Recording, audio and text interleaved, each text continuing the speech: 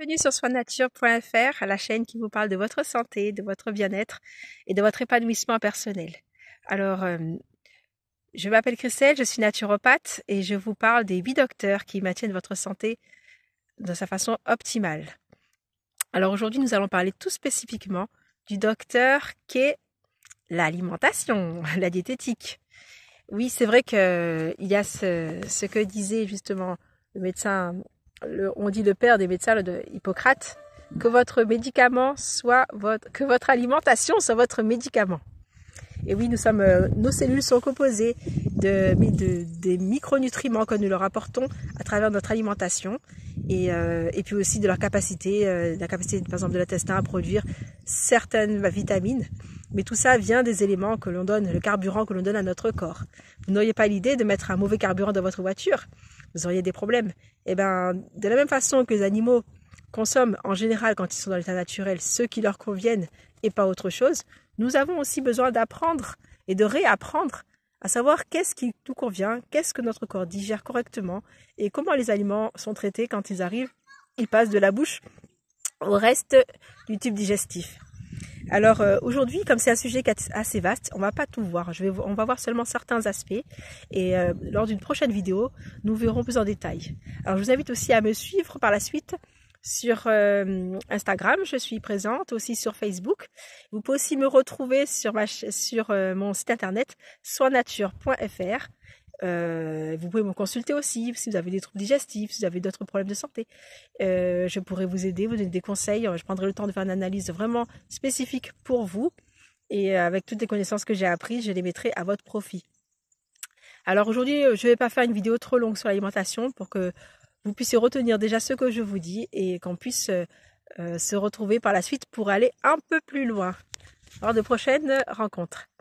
Alors, l'alimentation, évidemment, elle nous permet déjà premièrement de nous nourrir, ça semble facile à dire, c'est-à-dire de renouveler nos forces, de maintenir en bonne santé, de nous fournir tous les éléments dont nous avons besoin. Alors il y a les éléments qui sont tout petits, comme les oligo-éléments, il y a les éléments, les minéraux aussi, un peu plus gros, il y a les vitamines aussi qui sont essentielles et qui jouent un rôle en fonction des cellules et des tissus à des moments donnés, et souvent parfois en collaboration avec d'autres, vont pouvoir permettre que notre organisme fonctionne bien. Après, il y a les macronutriments. Donc, il s'agit donc des glucides, le sucre lent, les sucres rapides. Donc, ce sont toutes les sources de sucre. Ce sont à la fois des féculents, donc les aliments qui sont riches en amidon. On pense forcément en Europe, on va penser plutôt à la pomme de terre, on va penser au riz, on va penser aux pâtes, donc au blé. Après, il y a encore plein d'autres céréales comme le sarrasin, comme le fonio, comme le millet ou encore bien d'autres. Il y a les légumineuses également qui sont riches en féculents. Alors, nous avons besoin bien entendu de ces sources de glucides pour nourrir notre cerveau, pour fournir de l'énergie, pour faire face, pour pouvoir avoir la force de faire face à nos activités. Si nous manquions de féculents que nous ne consomions pas du tout, notre cerveau serait au ralenti et puis nous n'aurions pas d'énergie pour avancer, nous serions fatigués et nous aurions une chute de la glycémie, une hypoglycémie qui pourrait nous faire tomber jusque dans un malaise, voire à long terme causer notre mort. Donc les féculents ont leur place, les glucides ont leur place. Il y a aussi les sucres naturellement présents dans les fruits et les légumes, qui sont aussi une bonne source de sucre. Il y a aussi le sucre qu'on peut retrouver dans le miel. Et après, l'industrie a fabriqué aussi d'autres sucres en extrayant des sucres et en les concentrant, comme le sucre de canne, mais en dehors de la canne, ou le sucre de la betterave, ou le sucre du maïs, ou différents autres sucres qui sont utilisés souvent aussi dans l'industrie et qui sont nettement moins intéressants pour notre santé. Il y a également les protides qui sont les protéines qui nous constituent, qui permettent de constituer à la fois nos cellules, nos muscles, aussi certaines hormones. C'est ce qui permet de construire en fait. Ce sont les bâtisseurs du corps. Et donc ces protéines-là, on peut les trouver d'abord dans les végétaux. Pensez d'ailleurs à une vache comme elles sont, ou à un rhinocéros, on peut penser aussi à un éléphant ou en hippopotame, ce sont des animaux qui trouvent dans les végétaux de quoi constituer leurs protéines. Donc on retrouve des protéines dans les végétaux. Alors c'est vrai que dans les végétaux, la particularité, c'est que certains végétaux contiennent un certain nombre d'acides aminés et d'autres végétaux en contiennent un autre. Donc notamment il y a 8 acides aminés essentiels dans les protéines qu'il est important de retrouver pour avoir une bonne source de protéines. Donc il faut savoir combiner et varier suffisamment son alimentation végétale pour obtenir tous les acides aminés qui nous conviennent et être en bonne santé. Par exemple, les céréales contiennent certains acides aminés. Il leur manque un en particulier, que les légumineuses en contiennent d'autres. Et il y a justement cet acide aminé qui manque aux céréales. Donc l'un combiné avec l'autre ou régulièrement l'un à la place de l'autre permet d'avoir l'ensemble des acides aminés. On trouve aussi les protéines dans les fruits secs, les fruits secs, je dirais les oléagineux, que ce soit les noix, les amandes, et puis dans les graines aussi, comme graines de courge, graines de lin, graines de chia, graines de tournesol, il y a encore bien d'autres graines de chanvre, dans toutes les graines qu'on peut ajouter dans l'alimentation, et on trouve des protéines également dans les céréales. Oui, dans les céréales, que ce soit le maïs, le blé, le riz, voilà, donc on retrouve aussi beaucoup de protéines dans le quinoa par exemple. On trouve aussi des protéines dans les champignons, dans certains légumes aussi qui sont plus riches en protéines que d'autres. Voilà, et puis dans les algues aussi, on trouve beaucoup de protéines, notamment dans la spiruline, qu'on appelle microalgues, mais en fait c'est cyanobactéries, c'est un peu plus complexe. Mais en tout cas, voilà, on retrouve aussi de différentes sources de protéines dans la nature, dans les éléments, dans l'univers végétal. Après, pour ceux qui consomment des produits animaux ou des sous-produits animaux, on va trouver des protéines dans les sous-produits animaux comme les produits laitiers, on va trouver des protéines aussi dans les œufs. Sachez qu'un œuf, par exemple, ça représente à peu près 7 grammes, 7,5 grammes de protéines. Ça, c'est intéressant de savoir si vous faites le calcul. Ensuite, on va trouver aussi des protéines au niveau donc de la viande, bien entendu, du poisson, donc les protéines animales. Mais sachez que toutes les protéines ne se digèrent pas de la même façon et elles n'ont pas le même effet dans l'organisme. Même si, en général, quand il s'agit de la viande, les acides aminés essentiels sont au complet. Il n'en manque pas. Au moment de la dégradation des protéines, les protéines végétales vont produire moins d'acidité dans le corps, donc ça va moins acidifier le corps que les protéines animales qui, elles, vont acidifier fortement le corps, surtout si on en consomme régulièrement, qu'on consomme beaucoup de viande. Donc à long terme, beaucoup d'acidification dans le corps, c'est aussi un terrain inflammatoire, c'est plus de douleurs articulaires, c'est aussi un terrain favorable à différentes maladies, parce que beaucoup de maladies se développent sur un terrain plus acide, notamment les cancers entre autres, et puis c'est aussi voilà. L'excès de consommation de viande peut avoir pas mal de problématiques aussi au niveau cardiovasculaire, et donc ça sera encore un autre sujet. Alors on trouve également et puis aussi au niveau, juste pour finir, aussi au niveau des reins aussi, l'acidité, elle va être pas traitée de la même façon quand c'est la dégradation des protéines végétales va amener une acidité légère qui va être évacuée plutôt par les poumons, par la peau, alors que la dégradation des protéines animales vont amener une élimination de cette acidité par les reins, donc ce qui va faire que si on consomme trop de protéines carnées, animales, viande, poisson, eh ben on va avoir un système rénal qui va en souffrir, et à long terme des problématiques au niveau des reins et donc au niveau du cœur, et donc ça fait un terrain, un lit pour pas mal de maladies. Alors nous avons vu donc les glucides, les protides, et maintenant il y a également les lipides qui sont aussi très importants, donc il s'agit des graisses. Alors il faut savoir que toutes nos cellules, leur membrane cellulaire est composée de ce qu'on appelle des phospholipides, donc il y a du phosphore et il y a de la graisse au milieu des lipides, et notre cerveau aussi, enfin majorité avec des corps gras. Donc cette graisse-là qui nous constitue, elle provient aussi de notre alimentation, de l'intérêt de choisir des graisses de qualité, parce que ça serait pas sympa d'avoir un cerveau fait avec des graisses qui ont été transformées par l'industrie, ou on appelle graisses trans, ou avec des graisses rances parce que qui ont des fritures qui ont été très cuites, forcément on aura des qualités de cellules qui vont être de moins bonne qualité, sachant que notre foie aussi fait en grande partie avec des matières grasses, avec des lipides, et que il a un travail, il a plus de 50 fonctions dans le corps. Il détoxifie notre organisme en grande partie, nettoie notre sang. Et il produit de nombreuses hormones. Donc imaginez si ce foie n'est pas en bonne santé parce que les cellules qui le composent sont composées d'éléments qui ne sont pas sains. Donc votre foie va pouvoir moins produire les hormones qui vous sont nécessaires, et vous aurez progressivement des troubles et des maladies qui vont se mettre en place et qui vont poser problème. Mais également votre cerveau qui sera composé qui ne sera pas nourri avec des graisses de qualité, va progressivement avoir des problématiques aussi. De nombreuses maladies dégénératives aussi ont aussi en partie pour cause une intoxination progressive à cause d'aliments qui sont de mauvaise qualité et qui troublent le fonctionnement normal du cerveau.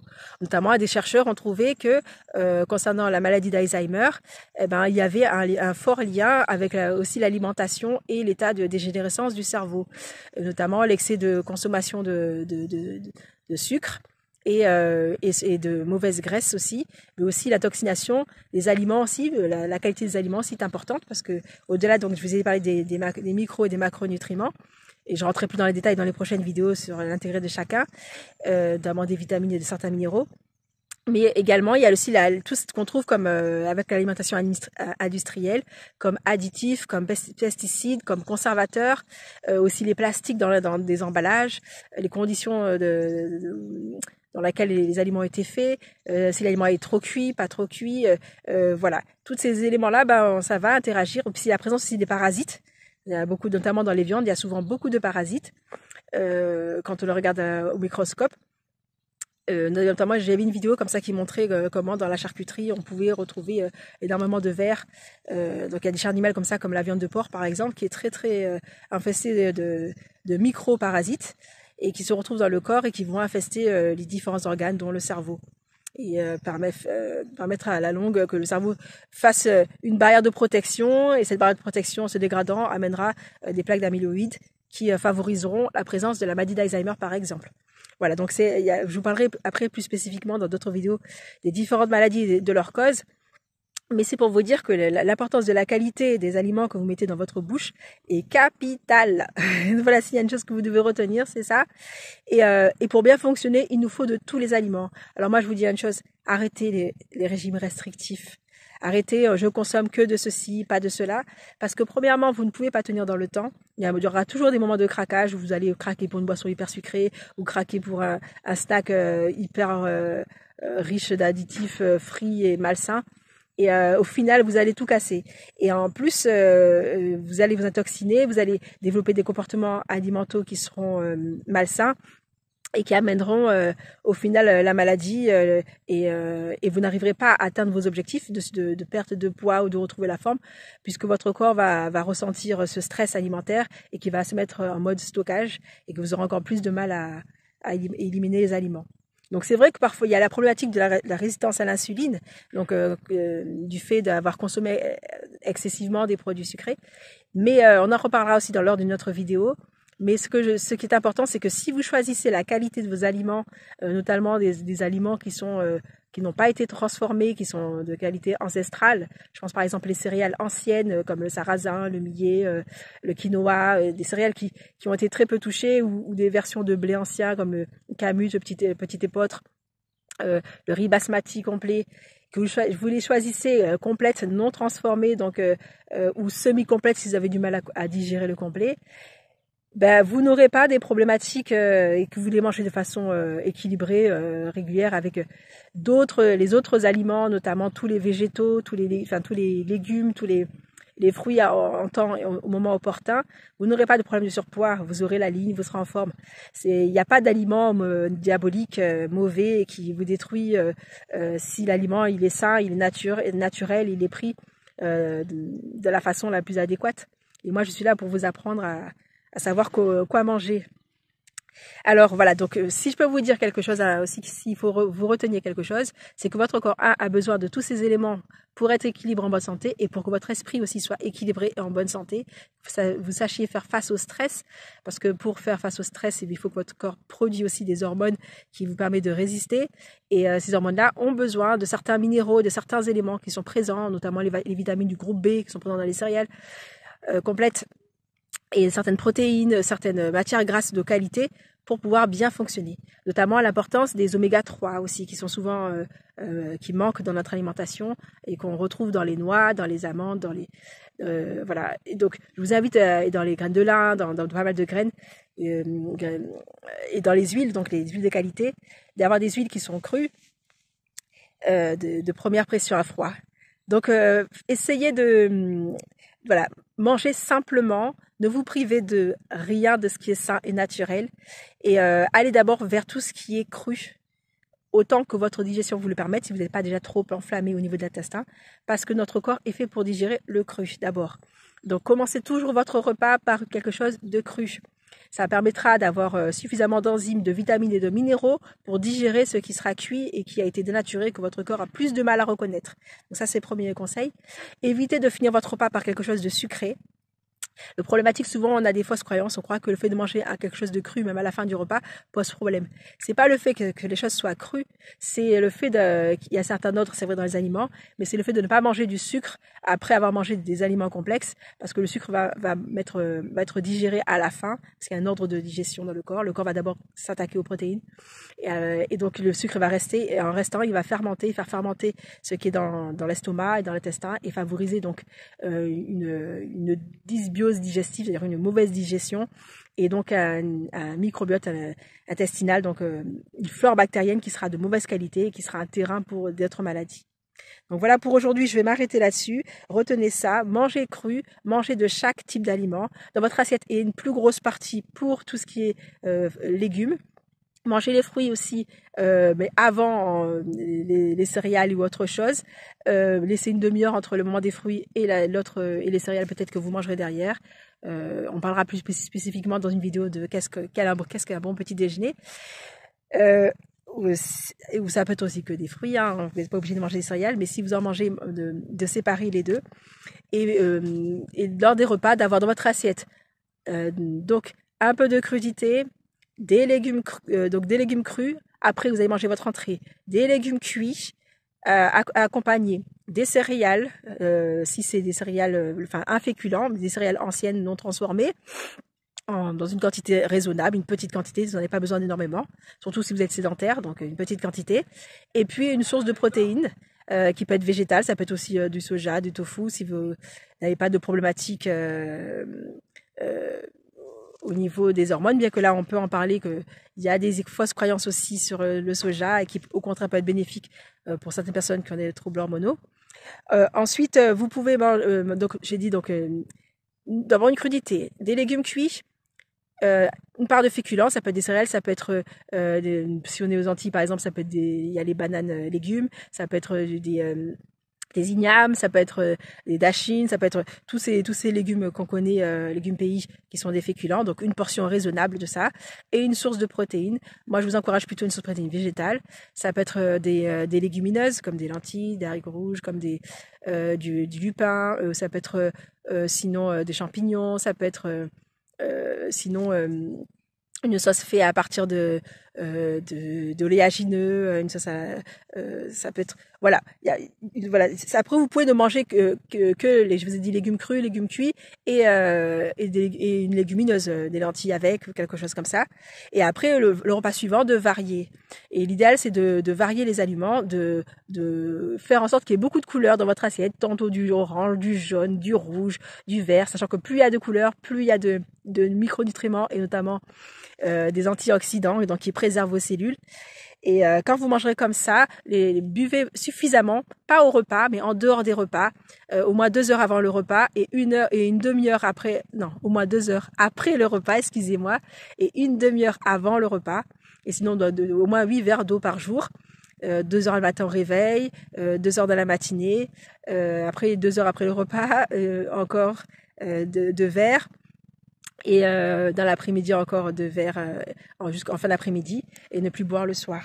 Voilà, et faire de l'exercice physique. Après manger, c'est bien une petite marche postprandiale. Ça permet d'avoir une meilleure digestion, de permettre de garder de l'énergie. Mangez léger, ne faites pas trop de mélange. Évitez de manger trop épicé aussi pour ne pas enflammer vos muqueuses intestinales et qu'elles puissent digérer et ne pas créer de désordre et de l'inflammation et aussi de la fermentation. On rentrera plus dans les détails la prochaine fois. C'est vrai qu'on peut aussi manger que des assiettes de légumes simplement, comme je vous ai donné un ordre d'idée pour une assiette complète, mais ça peut varier. L'essentiel, c'est que tous les jours, les aliments reviennent pour avoir suffisamment de tout ce dont vous avez besoin. Et mettez des huiles fraîches, des huiles comme de l'huile de lin, des huiles de noix si vous digérez l'huile de noix, des huiles de noisettes, de l'huile d'olive, de l'huile de colza aussi. Sur vos aliments, évitez de cuire l'huile. Mettez-la à la fin quand vous avez fini de cuisiner. Je vous ferai de temps en temps des petits ateliers de cuisine aussi, que ce soit un peu plus pratique. Sachez que quand vous mangez des aliments crus, les fibres qui sont présentes dans les aliments crus et dans les céréales complètes, vont nourrir votre microbiote. On se rappelle des prébiotiques qui permettent d'avoir donc une flore intestinale en bonne santé. Et si vous ne pouvez pas digérer les fibres du cru parce que vous avez déjà un mauvais passif digestif, prenez des jus de légumes. Les jus de légumes, c'est très enrichissant. Prenez un petit verre au début et augmentez la quantité. Un jus de carotte, par exemple, ou un jus de betterave, ou un jus des jus verts aussi, jus d'épinards, les jus avec bittard pomme, par exemple, ou jus de céleri, voilà, qui vont apporter beaucoup de minéraux, qui vont apporter des vitamines, qui vont régénérer vos cellules. Je vous souhaite une bonne santé, un bon appétit. Et nous poursuivrons cette aventure au cœur de l'assiette pour être en bonne santé, pour avoir un esprit clair, pour ne manquer de rien, être en forme et avoir une jolie ligne. Voilà, moi je suis végétarienne de naissance et je vous parlerai de mon expérience aussi, vous verrez comment ça me maintient en santé, dans un poids de forme et je me soucie pas de l'assiette, je vis, je mange et je me porte bien quoi. Et je pense que ce sera pareil pour vous quand vous aurez appris les principes pour être en bonne santé. Voilà, je vous ai parlé d'une alimentation plutôt végétale, c'est vrai. Effectivement, on peut aussi y ajouter des œufs. Après, bon, les produits laitiers, on en parlera une prochaine fois aussi. Si vous voulez en consommer en petite quantité et plutôt des fromages qui sont de bonne qualité, dont vous connaissez le traitement des animaux et la qualité du fromage pour ne pas vous retrouver avec des éléments indésirables dans votre organisme. Voilà, pour le reste, je vous dis à bientôt. Suivez-moi sur les réseaux sociaux, je suis sur Instagram, je suis aussi sur Facebook. Vous pouvez aussi me consulter pour avoir des conseils plus spécifiques pour un réglage alimentaire qui vous convient en fonction de vos objectifs sur soinnature.fr. Et donc c'est sur mon site internet. Et je trouve aussi des éléments, des conseils sur les bienfaits de chaque aliment et sur les plantes. Et nous parlerons aussi des plantes la prochaine fois, parce que je l'ai mis aussi dans les 8 médecins de tout ce qui s'ingère. Il y a l'alimentation, mais il y a aussi les plantes. Et vous pouvez découvrir aussi les autres médecins dans les prochaines vidéos sur YouTube. Si vous avez aimé, mettez un like, un petit pouce, hein, ça me soutient, ça me fait toujours plaisir. Mettez-moi un commentaire aussi, ce que vous avez ressenti, comment vous vivez les choses, quelle est votre expérience, quelles sont vos problématiques. Et j'essaierai d'y répondre. Et puis n'hésitez pas à vous abonner à ma chaîne, comme ça vous serez au courant de toutes les derniers événements, notamment les différentes conférences que je fais de temps en temps. Je vous dis à très bientôt, portez-vous bien et bon appétit.